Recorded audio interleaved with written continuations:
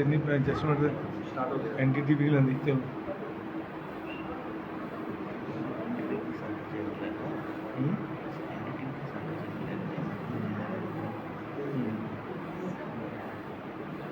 Sir आज आप फतेहपुर में आए हैं, क्या विशेष रहेगा?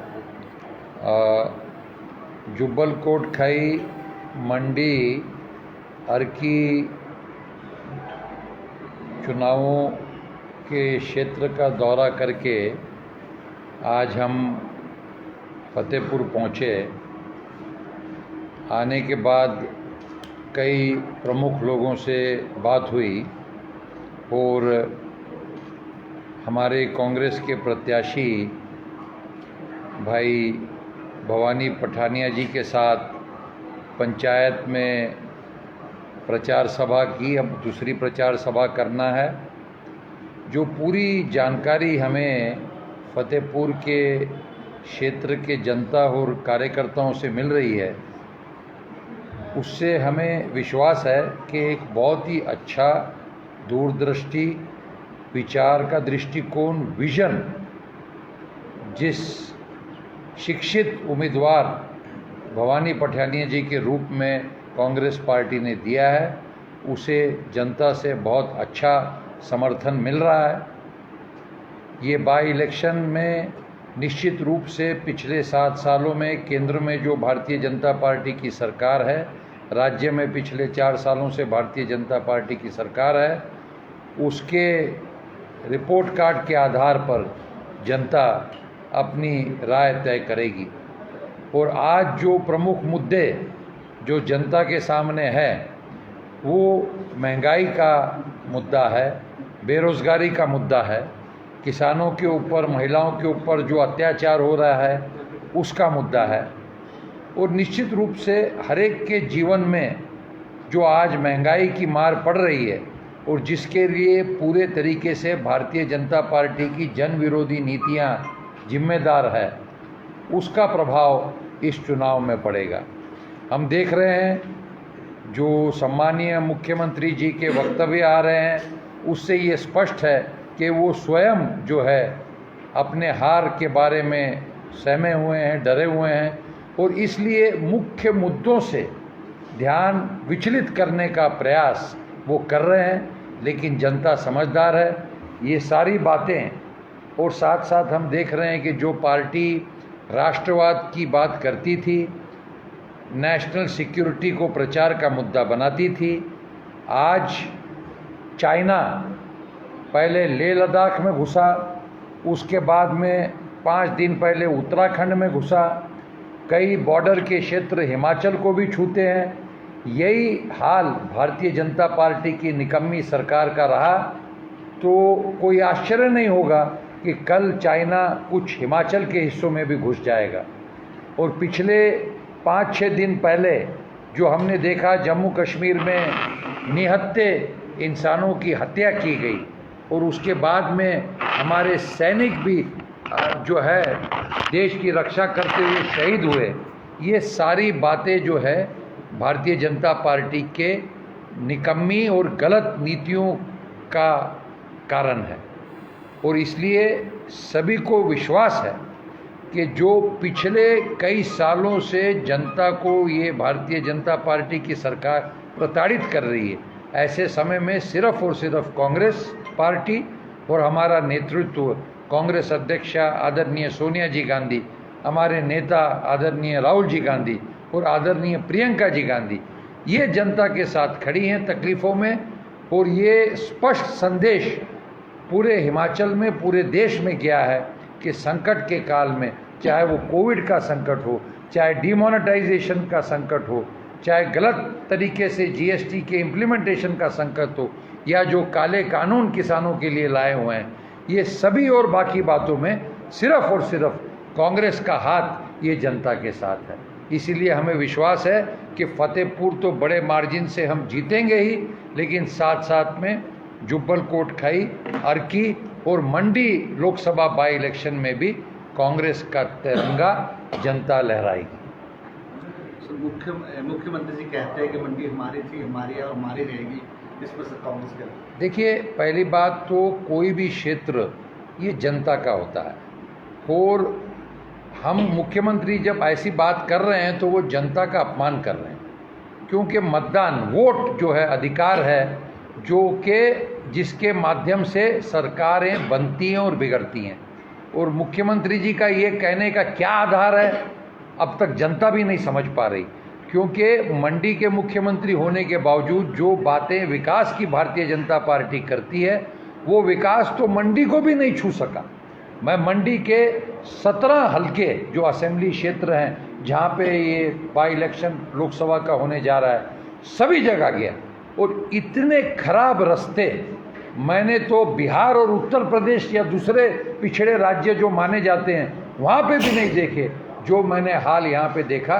पर इसमें मैं मुख्यमंत्री जी को दोष नहीं देना चाहता, क्योंकि मुख्यमंत्री जी की प्रायोरिटी तो जगह जगह पे हेलीपैड बनाना है, क्योंकि वो जनता के बीच तो रहते नहीं और सड़कों पे सफ़र करते नहीं, वो तो हेलीकॉप्टर में ही हवाई नेता होने की वजह से हवा में ही घूमते रहते हैं। इसलिए जनता की तकलीफ़ क्या है उनको पता नहीं है। इस चुनाव में जब जनता उनको झटका देगी तब शायद उनकी आंखें खुलेंगी। तो भाजपा का कहना है कि कांग्रेस जो जिन्होंने बनाया वो देशद्रोहियों को बनाया है, जैसे उन्होंने कन्हैया पे कि कन्हैया को देशद्रोही है जो उसको कांग्रेस को स्टार। सबसे पहली बात तो जब स्वतंत्रता काल में आज़ादी दिलवाई गई सभी कांग्रेस के नेता महात्मा गांधी, जवाहरलाल नेहरू, लोकमान्य तिलक और ऐसे विभिन्न नेता हैं जिनका नाम लेने में जाऊं तो ये 30 तारीख तक उनका नाम लेता रहूँगा, उन्होंने आज़ादी दिलाई।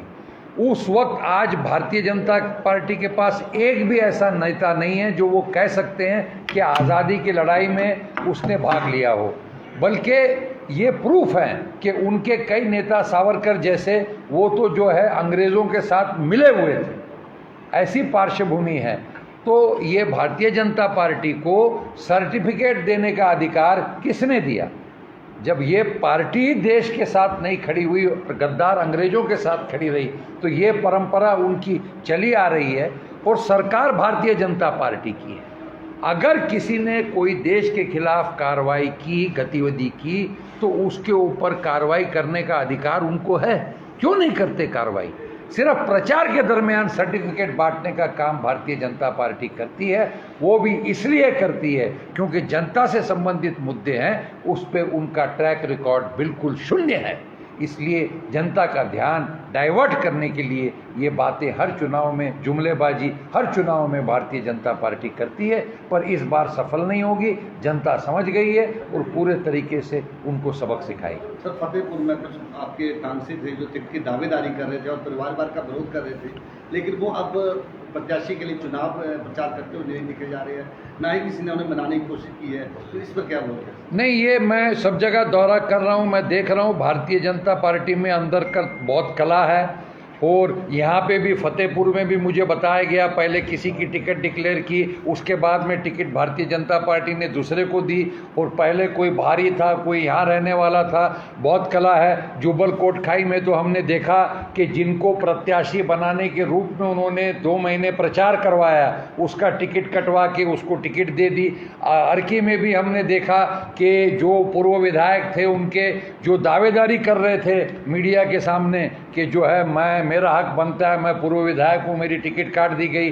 और मंडी में तो जो उनके काम करने वाले सालों साल 10 साल 20 साल से जो भारतीय जनता पार्टी के नेता इच्छुक थे, प्रत्याशी थे, उन लोगों को नकार के नए बंदे को टिकट दिया। इस तरीके से भारतीय जनता पार्टी के अंदर बहुत कला है, अंतर्गत झगड़े हैं, लेकिन हम उसमें नहीं जाना चाहते क्योंकि ये जो उनका अंदरूनी मामला है। लेकिन हमें विश्वास है कि जनता सब समझ रही है। कांग्रेस एक परिवार के जैसे काम कर रही है, सारे इकट्ठे हैं, सभी लोगों से मैं संपर्क में हूँ। हमारे नेता जो है, हमारे जिला कांग्रेस अध्यक्ष, हमारे उम्मीदवार और सभी लोग कांग्रेस का काम कर रहे हैं। काम करने का तरीका होता है, कोई किसी क्षेत्र में काम करता है, कोई किसी क्षेत्र में करता है, कोई जनता के बीच में करता है, कोई फ़ोन पे संपर्क करके करता है। हमें विश्वास है कि सारे इकट्ठे जो एकता से, एकजुटता से कर रहे हैं, हमारी जीत नक्की हो। सर, एक लास्ट क्वेश्चन है कि बीजेपी का आरोप है कि कांग्रेस पार्टी जो परिवारवाद की पार्टी है, जिसका साफ उदाहरण फतेहपुर में देखा। मैंने पिछले कल पत्रकार परिषद ली वहाँ पे मंडी में, आपने पेपर में पढ़ा होगा। मैंने 38 नाम गिनवाए, अनुराग ठाकुर जी से नाम की शुरुआत की और लोकसभा में भारतीय जनता पार्टी के 38 एमपीज चुने हुए जो हैं वो परिवारवाद से जुड़े हुए हैं।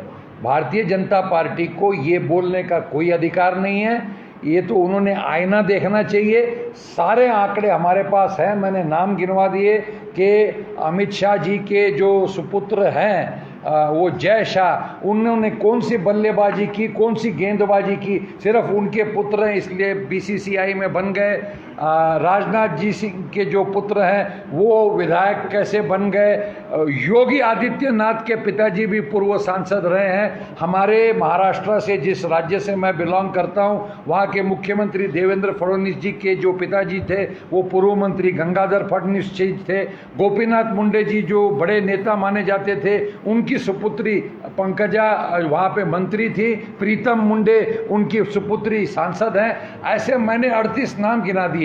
तो भारतीय जनता पार्टी को परिवारवाद के बाद में बोलने में कोई अधिकार नहीं है। उन्होंने तो आईना देखना चाहिए और असलियत का सामना करना चाहिए। सर, बात करें हम उपचुनावों की, तो उपचुनावों का आप क्या दावा करते हैं कि जीत किसकी होगी? निश्चित रूप से कांग्रेस की एक परंपरा रही है। आज यहाँ पे विशेषकर हिमाचल में 60 सालों से, 6 दशकों से राजा वीरभद्र सिंह जी ने हर क्षेत्र में विकास की गंगा पहुँचाई है। और फतेहपुर में यही परंपरा आदरणीय जो सुजान सिंह पठानिया जी थे, उन्होंने इस क्षेत्र का नेतृत्व किया और आम जनता के प्रश्नों को हल करने के लिए पूरे तरीके से अपना जीवन समर्पित किया। मुझे विश्वास है कि उन दोनों नेताओं के किए हुए कार्यों के प्रति जनता इस चुनाव में अपनी श्रद्धा सुमन अर्पित करेगी। धन्यवाद।